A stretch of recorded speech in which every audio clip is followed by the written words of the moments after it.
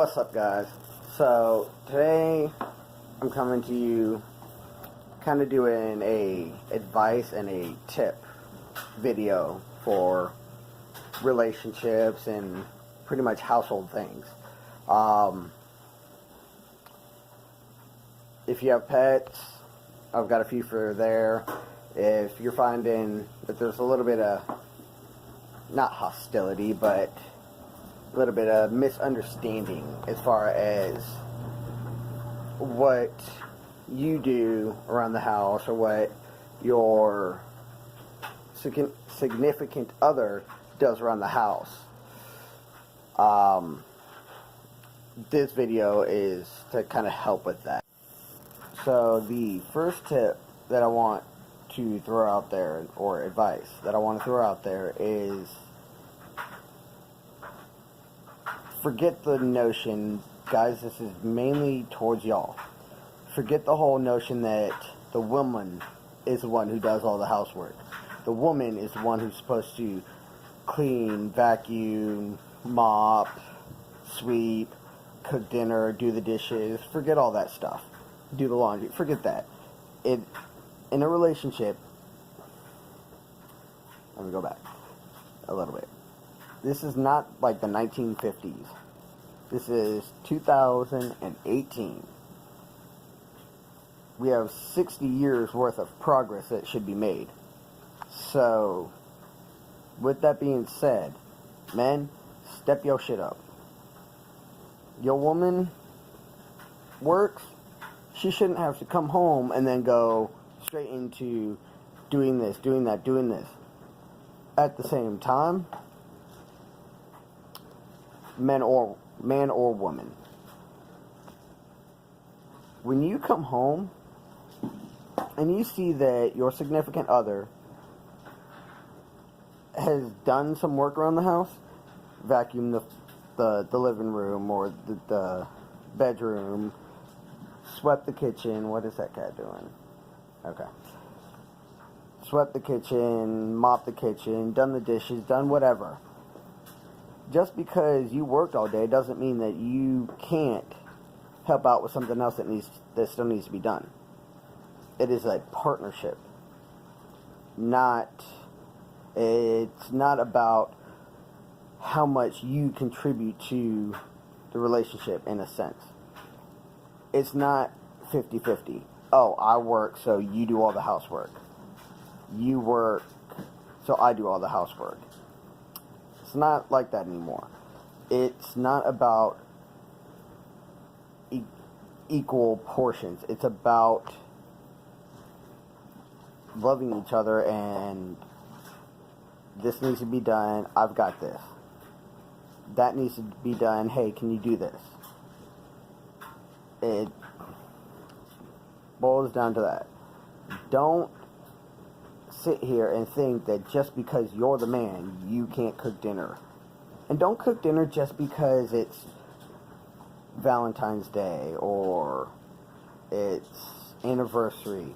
Cook dinner just because you know she had a hard day at work, or just because, do it just because you want to do that for her. You want to give her a break from that. Don't do it because of a special occasion. Which is kind of why I'll celebrate Valentine's Day, but I'm not big about Valentine's Day, because you should not have to have a reason to show your significant other why or that you love them. You should do it each and every day. I know me, I might sound a little bit hypocritical because I am far from perfect when it comes to all this, but it is something that I have neglected in past relationships. And from time to time, I slip up in this relationship. So, it's a change that I'm making in myself to remember, this is the woman that, while yes, we aren't married, this is the woman that I want to spend my life with. So I want her to know how much I love her. And you don't have to go out and do grand things like come home and cook her a steak, shrimp, and lobster dinner and have the candlelight lit shit and flowers and this and that. You don't have to do all that. It's the little things, which is something that I've been told time and time again. It's the little things that count. It's not always about the big things. The big things are nice, yes. But you can't always afford to do the big things. You can't always get away to do the big things. So it's the small things. When she comes home from work, or when he comes home from work and he sees, oh, look at this. He's got the living room, or she's got the living room. Said person has the living room cleaned. The kitchen is cleaned. Dinner's being made, or is made. It's those little things that add up to so much more than one big act. So, sorry, cat distracted me. I know that cat is not trying to get. I will throw my cup at him. It is those little things. Hell, the laundry. It's not completely done, but it's getting done. The dishes are now done. Did I have to wait till 2 o'clock in the morning to do it? No, I probably should have done it earlier. But I got it done. The living room needs to be straightened up a little bit more. About to hit that. In fact, while I'm talking to y'all, I'm going to do that now. But yeah, that's what it boils down to is forget who's working. Which in some relationships, which is why I'm about to say this, this advice that I'm giving y'all, take it loosely, in a sense. I mean, it's important information. Oh, there's where the fourth one is. Okay. Take it how you want. Some relationships, it works out better for their dynamic in that relationship is, I'm the one who works, you're the one who takes care of the house.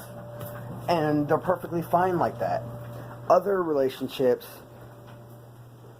it's not like that. It's, I worked today, so no, I'm not doing anything. Tomorrow I have off, so I'm going to help around the house. And then you've got the dynamic where, and this is where most of this advice actually works out, is in a relationship where both people are working. I.e., me and Talisha, we are now both working. So it doesn't boil down to, okay, I do all the work because I'm not working and she just works, or vice versa. We are both working now. So yeah, when I get home, the first thing that I want to do is relax for a minute, unwind from work, and then get into some housework, which is why, like, today, I'll work today. I didn't really do a damn thing up until about an hour ago. I started taking care of some chores around the house. Because, let's see, it's 2:30 in the morning right now. I had pretty much, from the time I got off at 5, all the way till now. Let's see, 5, 6, 7, 8, 9, 10, 11, 12, 1, 2. That's 9.5 hours to get things done. I'm only starting an hour ago. Why is that? I got off work, I wanted to relax. So I did that. I watched the WWE Hall of Fame because WrestleMania is this weekend. Woohoo! So, yeah, I watched that. Went ahead and decided, okay, you know what? I'm going to relax just a little bit more, and then I'm going to get some stuff done. So I got the chores done. Getting this laundry taken care of.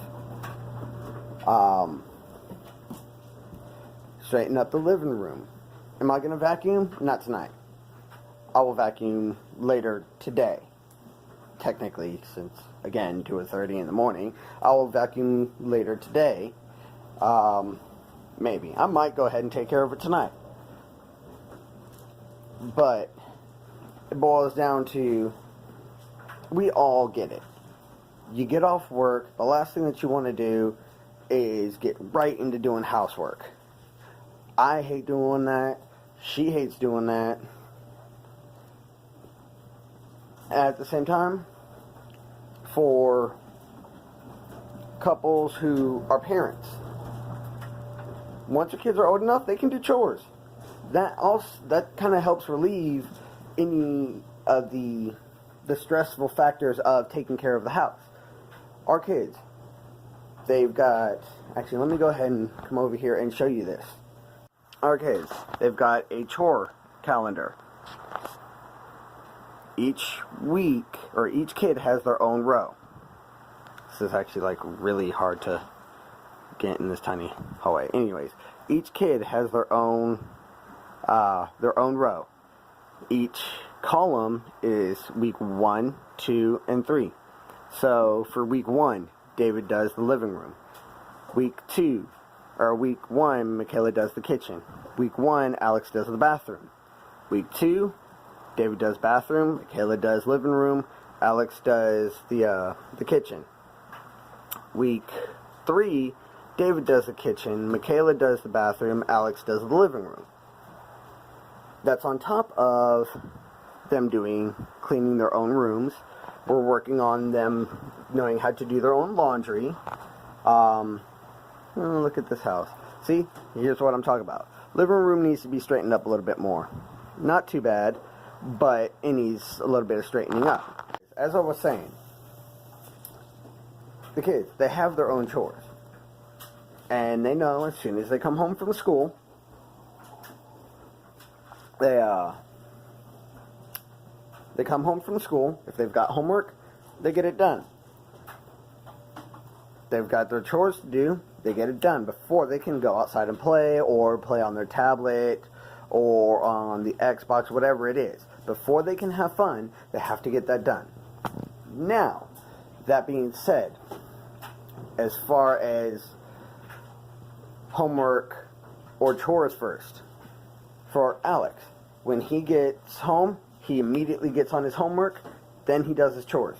Michaela, she needs that minute to wind down from school, so she'll take care of her chores first, and once I'm done helping Alex with his homework, then I'll sit down with hers, because otherwise she's too jumbled up and can't focus on her homework. So her homework comes second to her chores, simply because it's a lot easier for her to focus on the homework when she's been home for a minute. David, he doesn't normally get homework, so the first thing he does is come home, does whatever his chore is for that week, takes care of his portion of the room, and boom, that's that. Then they go outside and they play. That really helps take off some of the load for me and Talisha doing the housework. Mind you, this week is spring break, so they're off with family while we are still at the house because she had to work and I had to work. So as far as the housework, that's all on us this week. But yeah, I kind of went off track a little bit. Boils down to everybody should be doing housework in the house. Take this however you want it. If you want to just hear this and think, you know what, I'm full of shit, that's your prerogative too. If you think, you know what, he's got a good point, cool. It all depends on your dynamic and your mindset. If you are still stuck in the 1950s, where the wife takes care of all the housework and the husband goes and makes the money, that's your mindset. If you've got a wife, girlfriend, fiance, whatever, if you've got a significant other who's perfectly fine with that mindset, y'all do your thing. This is just advice and some tips to help you guys with. So, that being said, I'm going to move on to pet tips. So, sitting here, filling our cat's snack balls. and I decided, you know what, let me go ahead and let you know about these. If you guys have cats and they constantly want to jump up on the counters, try and get whatever it is that you're eating or you did eat, like go into the sink and try to lick the plates clean, get on the table, whatever, try to get into the trash, like our little pain in the butts do. We decided to get these, which it's got a few different settings that you can like turn it to. You can get it so that these big holes are open or just these little ones. We decided that way it kind of paces it a little more, or paces them a little more, to go ahead and just leave it on the small ones, and we taped the this part, but you can see right there, you flip that up and then you can adjust it and flip it down to lock it, which, yes, they come with little caps to close that big hole that you fill it with, and essentially it's like a behavior modification tool for your cats. Well, we decided to get those as a trial to see if it'll work. It does. I haven't had the little buttholes. We haven't really had the buttholes trying to get all over everything, and oh, this one isn't taped. What the hell? Okay, whatever. We haven't really had a issue with them. What we do, instead of spoiling them with treats, we just use some dry food. There we go. Some dry cat food and fill them with that. There we go. 1, 2, 3. Yes, I'm in the middle of doing laundry. What you'll see is it actually 1, 2, 3. Just let them go at it. It helps actually. It kind of simulates a hunter aspect of it, so it lets them go ahead and play with it so it fills their want to play. It it assists in their want to play. It assists in their natural behavior of, where are you going? They're over here. Whatever. It assists in their hunting instincts, and it actually helps keep them off of like the counters and stuff. Why is there a spoon on the floor? Okay. It helps curb their want to search for food, because they've got these that they can use as a searching technique. Thought I'd go ahead and throw that in there. That is pretty cool. So, another tip, as far as animals go, which this will work with cats or dogs. You ever find that when you feed them, they're kind of pushing the ball all over the place? If you've got animals like we do, the answer to that is yes.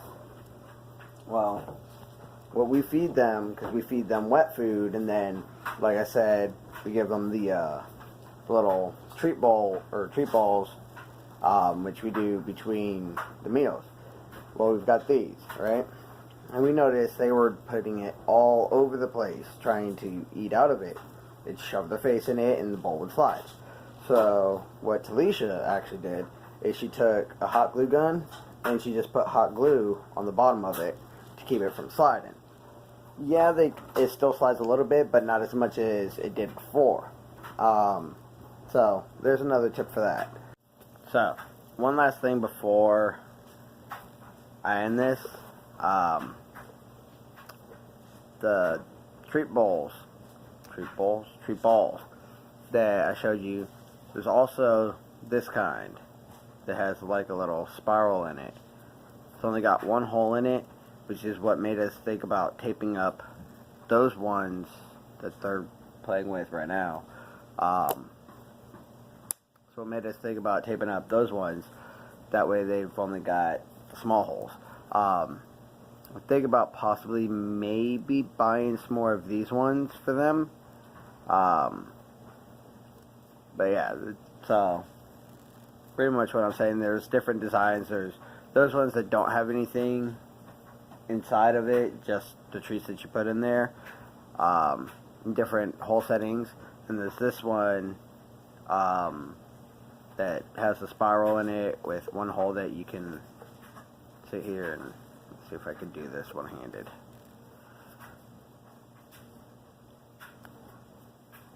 There we go. You can block off the hole. There's probably other ones, but I haven't seen them. And there's nothing in that one. There's nothing in that one. Nothing. Whatever. So yeah. That being said, gosh, it's 3:30 now. No, I'm not tired. Like, comment, subscribe on my channel, hit the notification bell to become part of the notification squad. All my social media is down below. I appreciate all the support, and I'll see you guys in the next video. See ya.